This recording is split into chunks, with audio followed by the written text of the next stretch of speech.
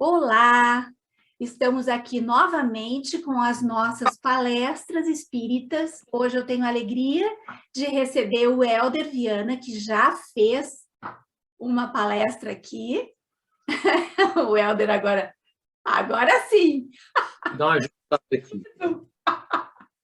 É porque O aparece uma Helder. mensagem da gravação. Oi, não te preocupa, Helder. Não, tu quer que eu comece de novo? Mas acho que não há necessidade, meu querido. Não, tem não. Vamos Então lá. tá. Querido, hoje tu vai falar conosco.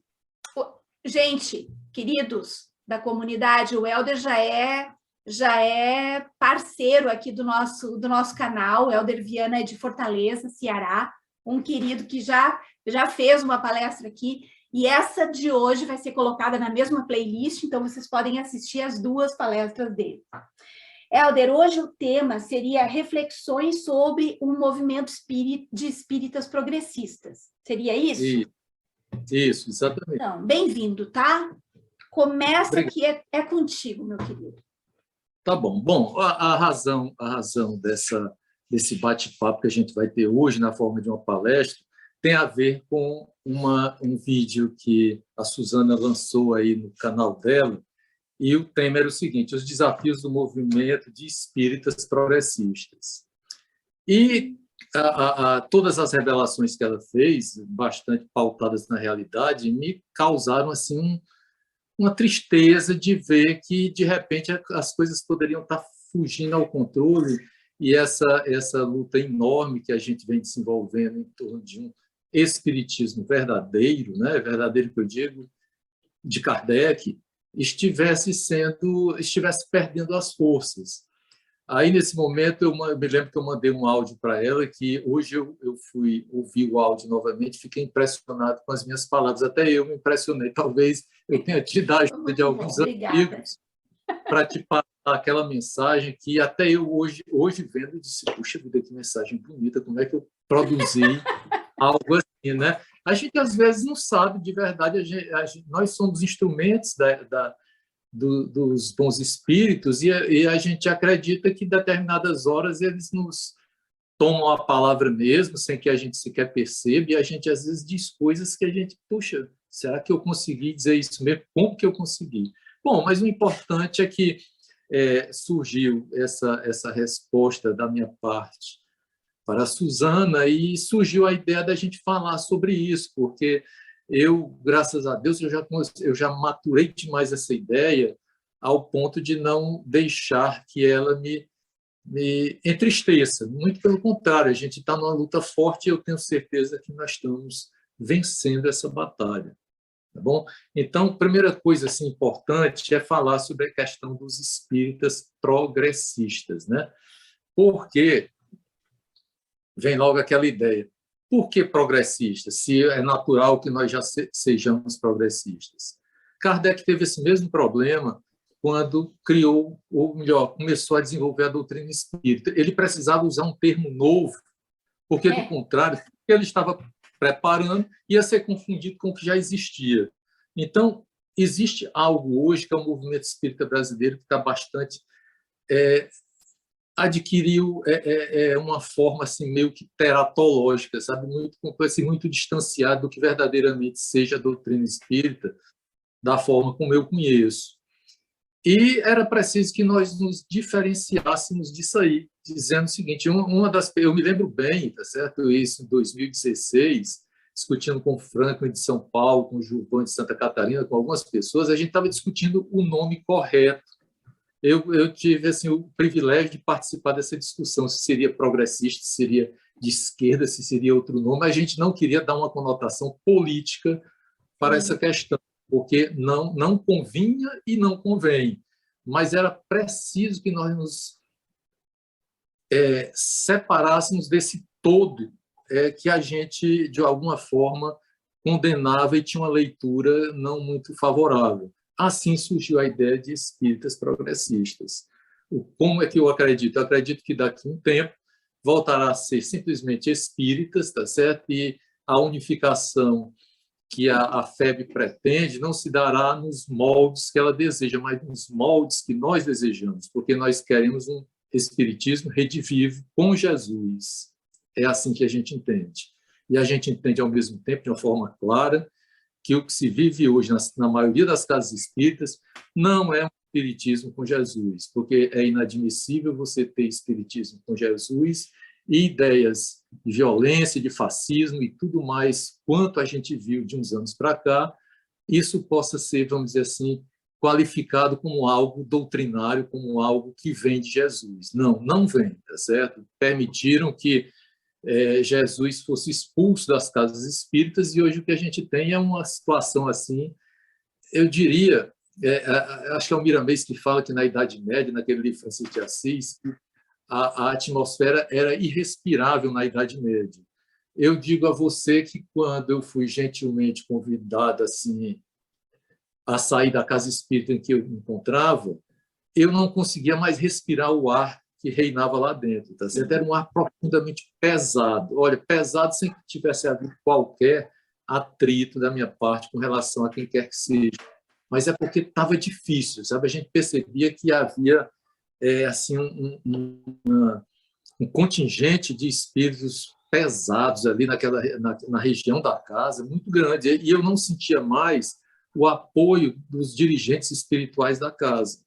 Nessa hora eu resolvi realmente me afastar para que eu tomasse ar, e foi talvez a melhor coisa que eu fiz na minha vida, uma das decisões mais corretas que eu tomei na minha vida. E hoje eu tive uma oportunidade de um crescimento do ponto de vista espiritual muito grande, porque, primeiro, eu tive o privilégio de contactar inúmeras pessoas, sabe?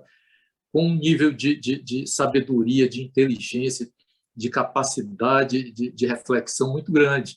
E todos eles, inclusive você, Suzana, me ajudou demais a perceber um outro mundo, um mundo mais amplo, muito mais intenso do que aquele que eu vivia naquela bolha dentro de uma determinada casa e com uma visão muito tacanha, muito, sabe, era como se assim existe um dizer que fala assim que se a gente não cabe em um lugar, que a gente saia. Assim, eu acho que eu não cabia mais naquele lugar e me retirei. Vamos a sensação é a mesma, querido. Igual, exatamente igual assim que eu me senti também. Pronto. Eu quero que você me corte a hora que você quiser, porque a gente vai ter... Vai fundo. Bom, sobre conteúdos progressistas, sabe? É uma coisa assim incrível. Como eu disse, uma coisa é decorrente da outra. Eu conheci muita gente boa, muita gente capaz, muita gente com uma capacidade de redação muito grande, sabe? De argumentação muito firme, muito lógica, né? Porque, não sei se pelo fato de eu ser engenheiro, eu costumo dizer isso para que as pessoas entendam o meu raciocínio. É muito racional, né, Eldo? É racional e gosto muito de lógica. Tudo tem que ter uma lógica. Se tem uma lógica, eu entendo aquela lógica, mesmo que aquela lógica seja diferente da minha. Ninguém é obrigado a ter a minha lógica, mas a pessoa que expõe uma ideia tem que ter uma lógica, e eu entendendo a lógica dele, eu posso aceitar aquela ideia. Essa é a questão. Agora, se uma coisa me é apresentada sem qualquer lógica, eu refuto, porque aquilo para mim não faz sentido, porque aquilo ali não provém de uma inteligência, e sim de algo tramado com intenção de me enganar, provavelmente. Então, lógica, existem muitas, e cada um pode ter a sua. Me explique a sua, eu aceito, posso não concordar, mas não vou refutar. Mas, em determinadas horas, nós precisamos verdadeiramente refutar ideias malucas que surgem aí dentro da doutrina, ou mesmo fora dela, né? Você falou também, eu estou aqui repassando alguns pontos da nossa conversa, que eu achei importante. Você falou de engajamento também, me lembro bem, não sei se você lembra. Sim. Engajamento era uma coisa importante e não acontecia aquele negócio todo. Como é que eu vejo? Como é que eu vejo essa questão aí para a gente poder ter paz de espírito? Eu queria chamar a atenção para vocês daqueles programas de TV, eu não sei como é que chama aí no resto do Brasil, mas aqui tem um Barra Pesada, tem um 190, tem um não sei o que, aqueles programas policiais com sangue escorre. Sim, os de crime, né? Escorre pelos cantos da televisão, né? Horrível. E aqueles programas não precisam de nenhum merchandising para ter audiência, Sim, sim. porque as pessoas se afinizam com aquilo, dando conta que o estágio da humanidade, ou pelo menos o estágio do brasileiro, porque eu não acredito que um programa desse tivesse sucesso na Europa, né? Mas aqui faz um tremendo sucesso. Por quê? Porque as pessoas gostam daquilo, gostam de ver a violência, gostam de ver o sangue escorrendo. Se você perguntar a uma pessoa como eu tenho certeza que se eu perguntar isso a você e muitas outras pessoas do meio que eu conheço, dirão assim, isso é abominável. Como que alguém, durante o horário do almoço, porque normalmente passa no horário do almoço, as pessoas almoçando e vendo aquele açougue a céu aberto, né? E aquilo, para mim, é uma coisa que me faz um profundo mal. Eu não assisto em hipótese nenhuma, dando conta de que o meu espírito não aceita mais aquele tipo de coisa. Mas eu não posso confundir a minha visão com a visão média da humanidade ou com a visão média do brasileiro, que vai entender, olha, eu não estou aqui, eu não sou falso modesto, eu só conheço meu lugar e tenho uma compreensão exata de quem eu sou, até para poder eu projetar aonde é que eu quero chegar.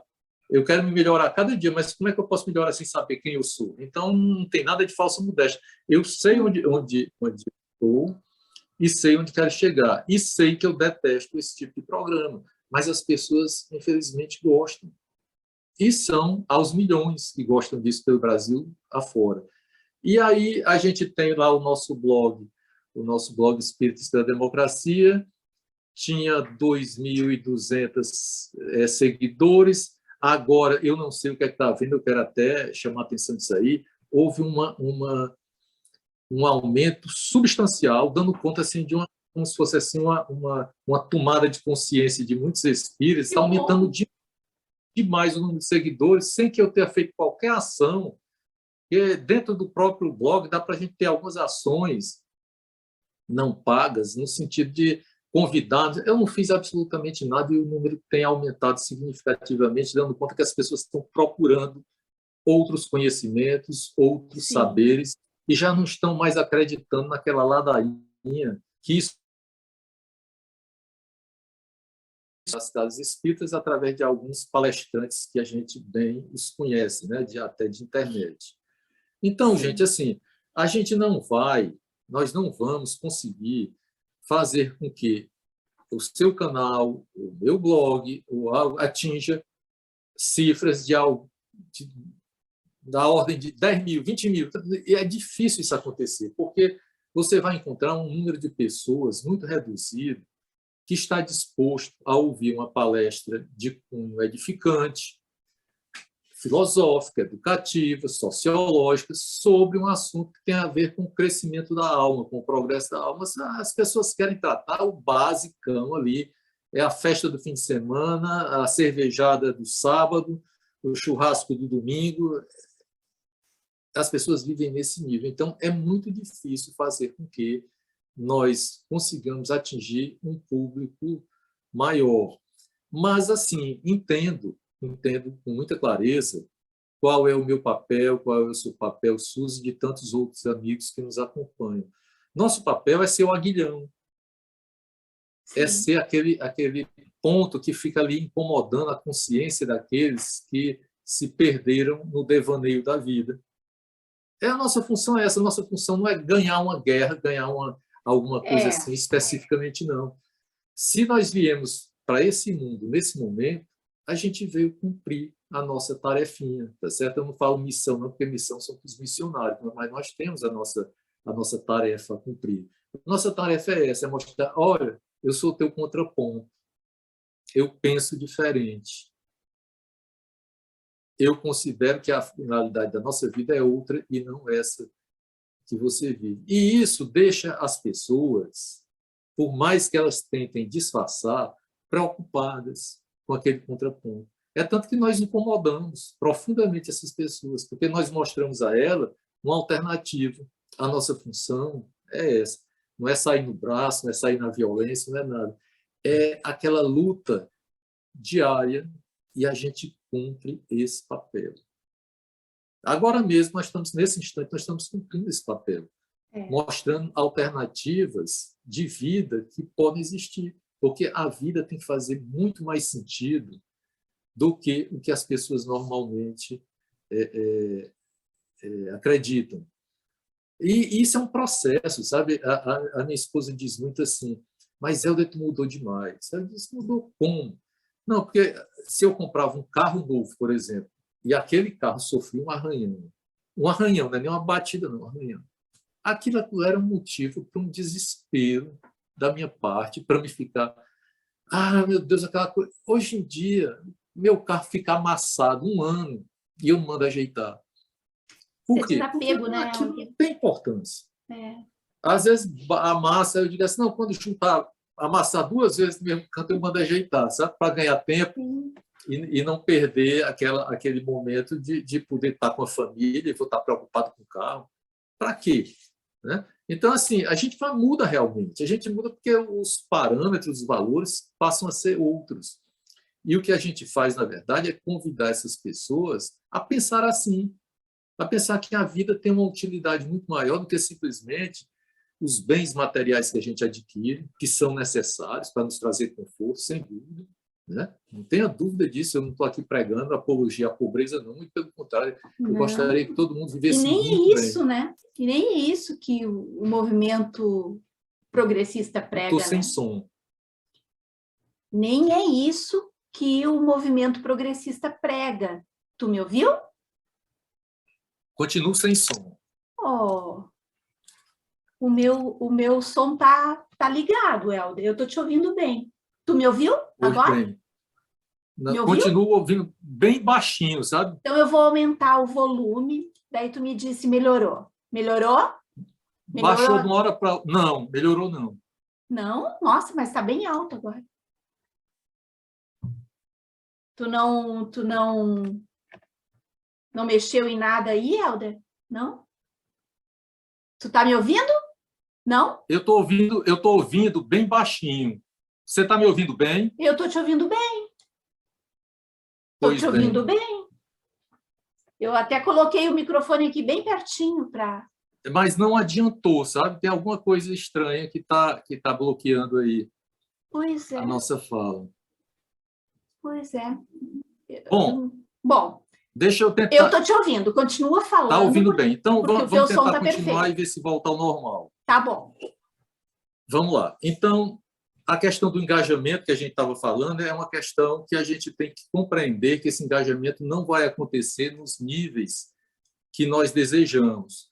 Agora, realmente, como você disse no seu vídeo, no seu canal, se eu for entrevistar um ET, aí, de repente, vou ter talvez uma audiência maluca. E eu posso, gente, armar algo assim, usando a minha inteligência, eu posso armar algo assim que meu objetivo é o sucesso na internet. A gente pode montar um estúdio para entrevistar os ETs.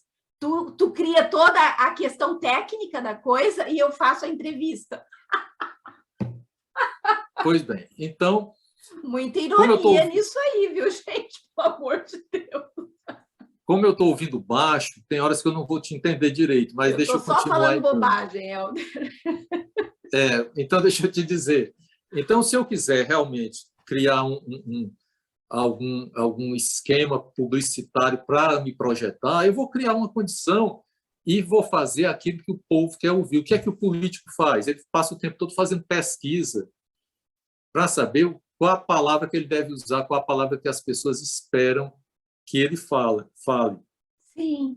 Assim, posso fazer eu tenho inteligência suficiente para isso, mas um desserviço desse que eu preste à humanidade não vai me acrescentar absolutamente nada. Então, o que é que eu prefiro? A gente prefere trabalhar com a verdade, trabalhar com coisas sérias, com coisas verdadeiramente edificantes.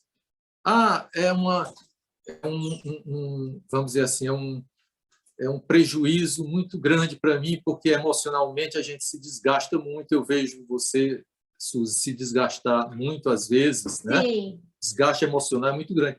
Mas a nossa tarefa é essa. A gente não pode se agastar, para usar um termo mais assim preciso, com essas coisas. Nós devemos simplesmente deixar o barco tocar.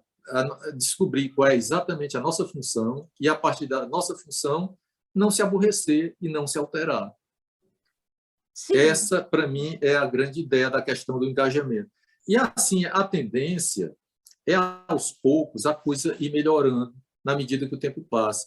Hoje eu estava procurando um trecho aqui eu não sei se está no Evangelho segundo o Espiritismo ou está no Livro dos Espíritos. É um trecho onde Kardec fala das pessoas que verdadeiramente são espíritas. E ele diz assim que elas se encontrarão naturalmente e se reconhecerão com o olhar, simplesmente, porque não vai precisar muita coisa, porque existe um grau de afinidade energética de determinada frequência que as pessoas vivem, que vai fazer com que elas se aproximem naturalmente. E não importa se ela está nos Estados Unidos, se ela está em São Paulo, se ela está no Rio Grande do Sul, se está no Ceará, os meios se encontram para que isso aconteça. E assim acontece, e a gente tem visto, né? A gente tem visto. Tu está me ouvindo agora ou ainda não? Não, ainda não. Ainda não? Mas que coisa, Helder. Melhorou ou não? Eu estou ouvindo muito baixinho mesmo. Agora o teu som ficou bom. Bom, mas tudo bem, não importa. Bom, mas vamos lá. Continua. Então, vamos falar também da outra questão. Então, se somos minoria, que é uma outra questão também que você abordou, eu já estou acostumado a ser minoria a minha vida inteira. Inclusive, o time que eu torci aqui no Ceará era o Ferroviário, o time a terceira, quarta torcida aqui do estado, sempre foi minoria, né? Eu então, também assim, sempre fui minoria. Isso é normal. A gente não... qual é o prazer que tem ser maioria? Às vezes, ser minoria é o que está certo. Então, a gente vai na luta, continua a luta, sem ter maiores aborrecimentos por conta disso, porque é minoria.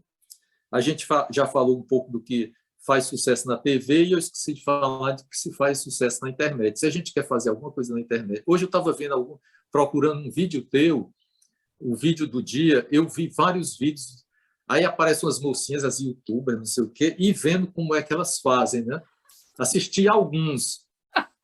E é um apelo ao emocional, um apelo a algumas coisas. Você nota o jeito. Então, existe uma formatação para se fazer sucesso na internet. Só que o objetivo nosso não é esse. Na nossa tarefinha que a gente trouxe lá de cima, não consta ficar famoso. Consta cumprir o nosso papel de soldadinho na batalha. E é isso que a gente deve fazer. E cumprir essa missão de uma forma feliz, sem que o nosso coração, sem que o nosso corpo sinta isso aí. É como se a gente fosse trabalhar ou militar, se você queira dizer, militar numa determinada área do conhecimento, cumpre o papel, fecha a porta, vai para casa, vai jantar, vai estar com a família, sem estar sequer pensando na luta do dia a dia. A gente deve fazer isso com o nosso trabalho, então esse não deixa de ser um trabalho, só que é um trabalho de ordem espiritual. E a gente deve fazer com toda o cuidado e toda a inteligência que Deus nos deu. Por fim, eu quero falar um pouquinho, e acabei já falando, a lei de afinidade, que ela não está entre as leis naturais listadas lá, mas todo mundo fala da lei de afinidade. É aquela coisa da vibrar na mesma frequência que outra pessoa. E cada ser vibra numa determinada frequência. Nós também vibramos numa determinada frequência. Aquelas pessoas que vibram numa frequência muito parecida, normalmente vão ter muita afinidade. Sim. Né? Aí, quando você vê pessoas com vibração semelhantes ao que você denomina inominável, eu também concordo. Está um pouquinho cortando a internet. Pois bem, mas hoje nós estamos atravessando alguns problemas complexo, né? Tu está me ouvindo agora um pouquinho melhor? Eu consigo te ouvir, mas muito baixo. Tá. É tanto que eu aproximei o equipamento para poder te ouvir melhor. Porque parece que agora eu estou com o meu microfone mais... Está respondendo aqui, pelo menos. Bom, se está ouvindo um pouquinho, tá bom. Tá bom.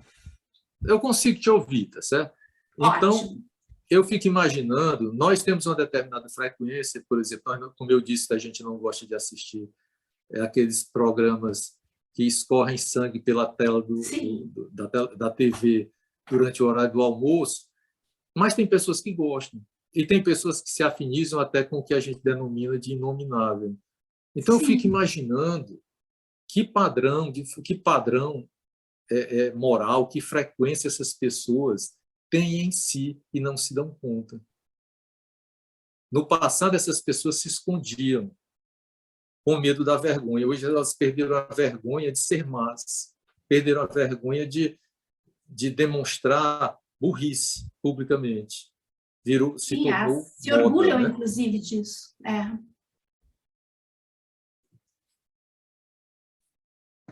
Eu trouxe aqui para a gente ver algumas coisas que a internet a gente olha bastante, né? Então, tem algumas frases que a gente precisa ter um cuidado. O George Bernard Shaw, né? Ele diz assim: cuidado com o falso conhecimento, ele é mais perigoso do que a ignorância. Sim. Então, hoje as pessoas estão como que a demonstrar um falso conhecimento através de notícias falsas. E isso é muito perigoso. É mais perigoso porque você dizer não sei. Porque você passa a dar certeza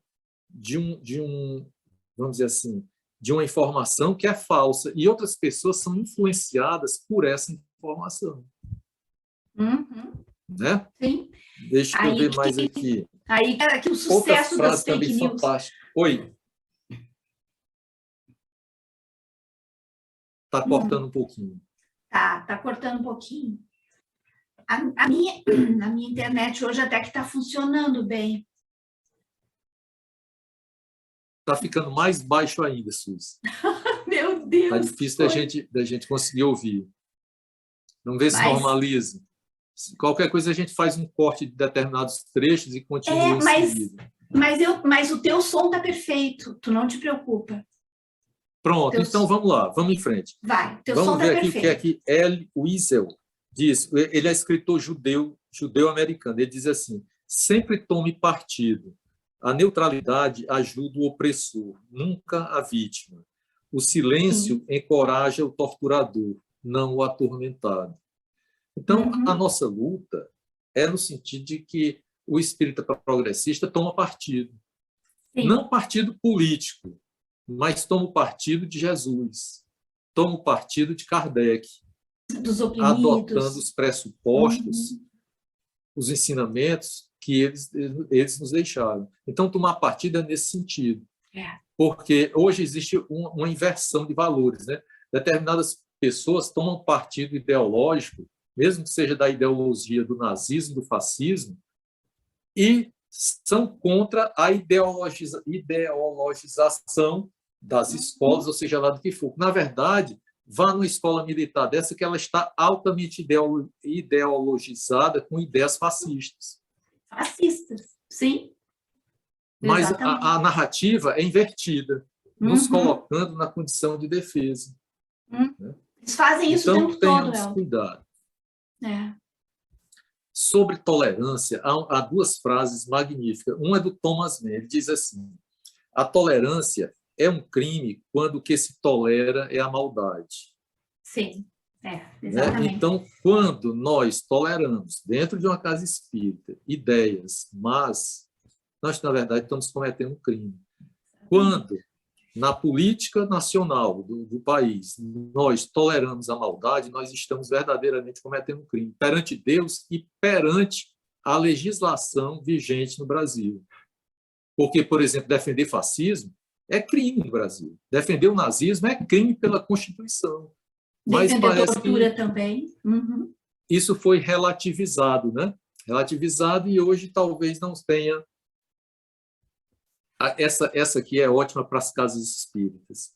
Os opressores, falsamente generosos, têm necessidade da permanência da injustiça. Injustiça que a gente fala social. Para que a sua generosidade continue. Olha aqui.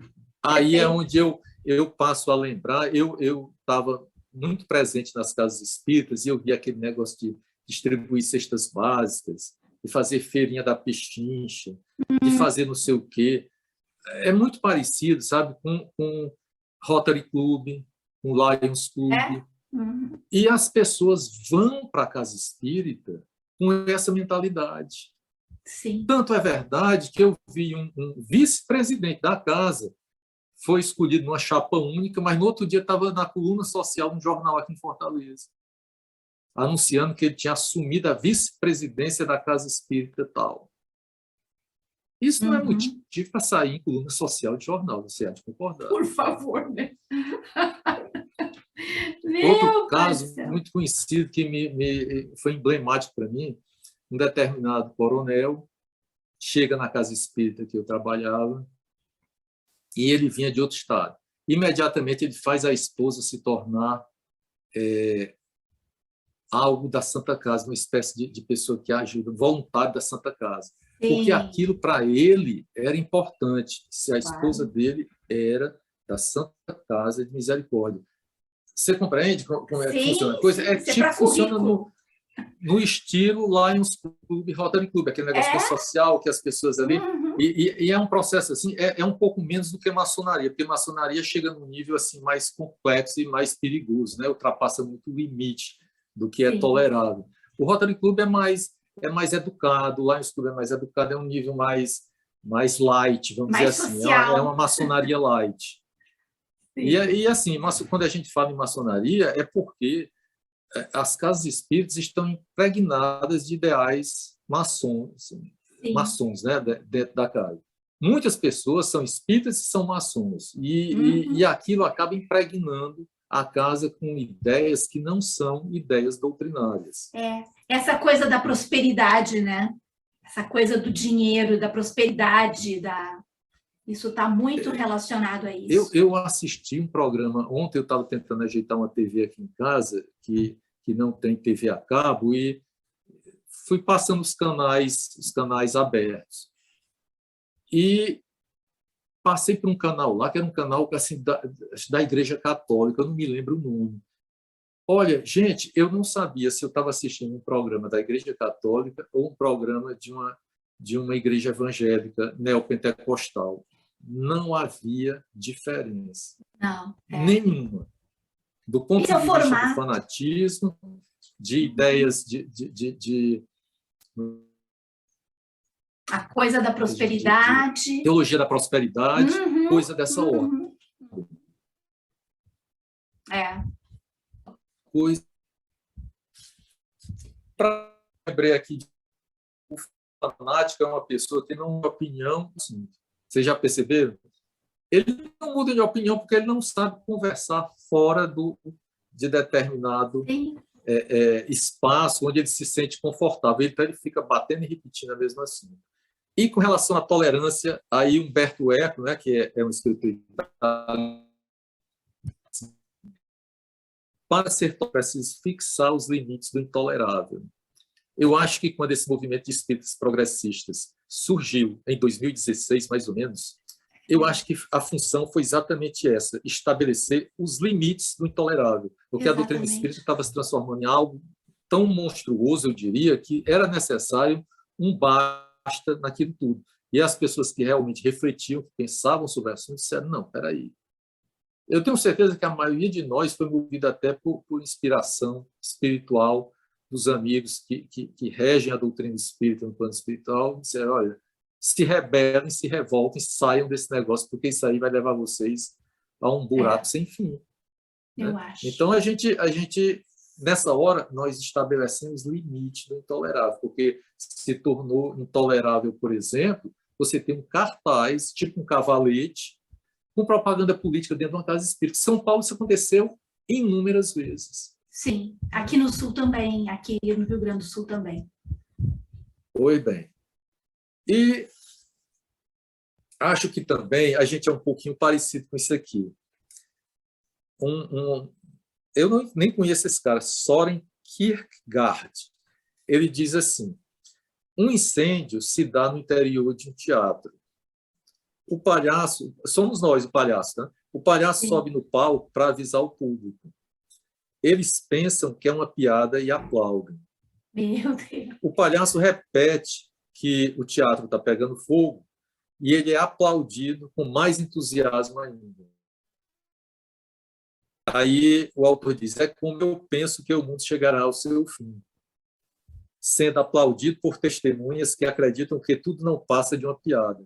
Então, muita gente hoje trata a vida como uma piada. Uma piada. Dentro da casa espírita. Eu acho que eu não sou contra piada, não, muito pelo contrário. Se alguém sabe contar boas piadas, eu adoro. Sim. Agora, existe Mas um espaço propício para isso. Sim. Não é dentro de uma casa espírita. É. Então, e na casa espírita se contam piadas, se fossem piadas pelo menos para rir, mas são piadas para a gente chorar, né? De tristeza, de ver. São um sarcasmo, uma ironia que não cabe, né? É uma zombaria, não é nem uma ironia, é uma zombaria. Pronto. Helder, muito perfeito essa tua fala, sabe? A respeito dessas nossas dores e dessas nossas ansiedades, às vezes, né? Às vezes acontece mesmo da gente se sentir um pouco ansioso. Eu às vezes me sinto assim, porque é tanta coisa acontecendo, às vezes pinta assim um pouco de ansiedade. Mas da mesma forma que ela vem, que ela chega, eu mando embora, sabe? E aquele vídeo que eu fiz, que tu te referiu, aquilo foi quase um desabafo, tipo assim, deixa eu botar para fora que daí depois eu me acalmo. E para mim funciona.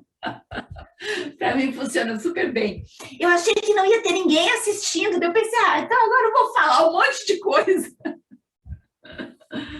Mas acabou. Tu tá conseguindo me ouvir agora? O som melhorou? Bem, muito bem. Ah, que bom. Que bom. É isso, sabe? É isso. Nós estamos vivendo um momento muito, muito forte, na verdade, com muitas emoções, assim. Então, às vezes a gente se pega. Mas da mesma forma que bate aquela ansiedade, aquela coisa, no mesmo momento já vai embora e a gente já percebe, sabe, que o caminho está se abrindo e que a gente está, né? Estamos juntos nessa caminhada. Na verdade, olha, a gente está falando não só um para o outro, a gente está falando para muita gente que vai nos ouvir, ou está nos ouvindo em breve. Então, o que é que acontece? É bom que outras pessoas, às vezes a gente fala, como se diz aí, não para convencer ninguém, mas para saber que tem outras pessoas que pensam como a gente, tem outras pessoas que estão passando por determinadas tristezas momentâneas, que eu compartilho com você a ideia que aqui a gente fica um pouco triste mesmo, né? Porque você associa a conjuntura política do país aos desvios que a doutrina espírita tem tomado nos últimos anos e outras questões. Mas isso acaba nos causando um pouco de tristeza. Mas a ideia é essa exatamente que você disse. Abre um vídeo e fala bastante. Eu faço isso às vezes. Cada um faz do seu jeito. Eu não faço assim. Mas cada um deve buscar uma forma de continuar na luta, continuar na sua tarefa, porque às vezes, se nós já estamos, né, na luta, é porque a gente assumiu esse compromisso muito antes, às vezes, até de chegar aqui. Não, uma coisa que eu esqueci de dizer, uma coisa que eu esqueci de dizer muito importante é o seguinte: quem pode me garantir que essa quantidade de espíritos que estão hoje encarnados sobre a Terra, em especial no Brasil, mas no mundo inteiro, porque a gente está vendo questão, por exemplo, de negacionismo de vacina no mundo inteiro, né? Essas pessoas são as mesmas, o perfil é muito parecido. Mas quem me diz que não é um projeto divino, quer dizer, faz parte da sinfonia divina, lidar com essa questão. E agora, nesse momento, né? Tem que estar aqui agora, porque chegou a vez deles e chegou a nossa vez de cumprir o nosso papel. Eu acho o nosso papel é um papel não violento, mas um papel de firmeza, né, de muita firmeza nas nossas colocações, porque nós seremos sempre o contraponto, o aguilhão, a incomodar a consciência de cada um. Então, Deus, na sua sabedoria, monta esse cenário, e a gente está lá dentro desse cenário e temos que cumprir.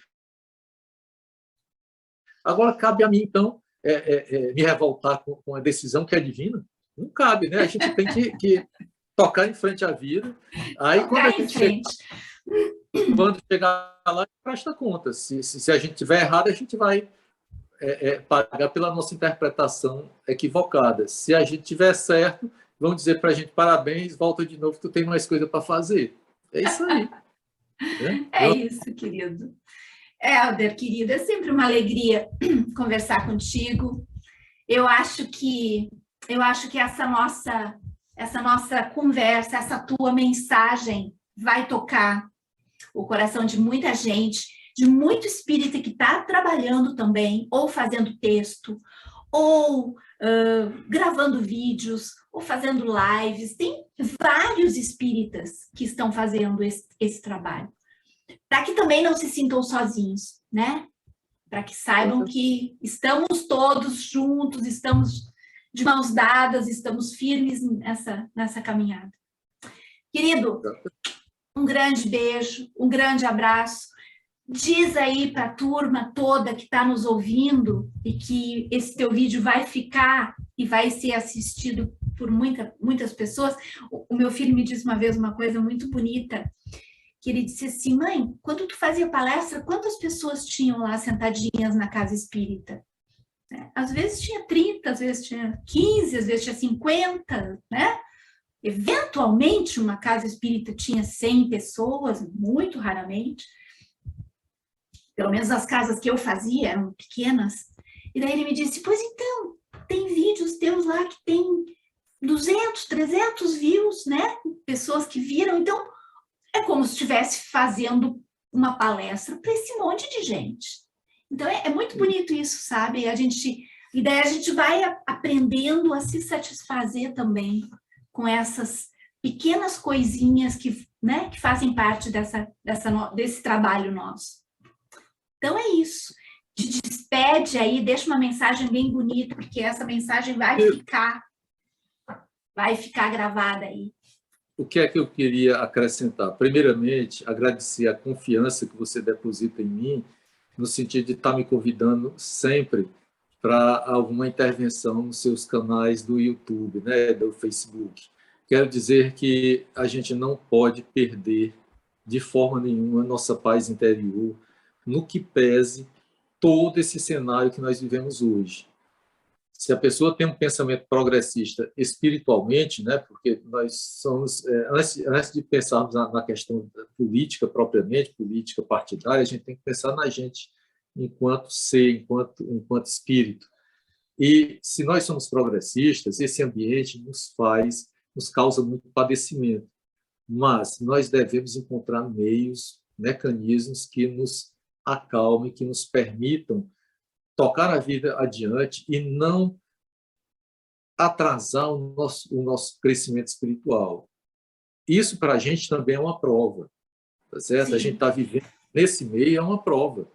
Quem dera eu pudesse estar num ambiente bem, de bastante progresso, em que eu fosse o freio, mas, ao contrário, eu tenho sido o acelerador nesse processo, né? Mas, então, assim, vamos ter calma, vamos seguir em frente e vamos conversando.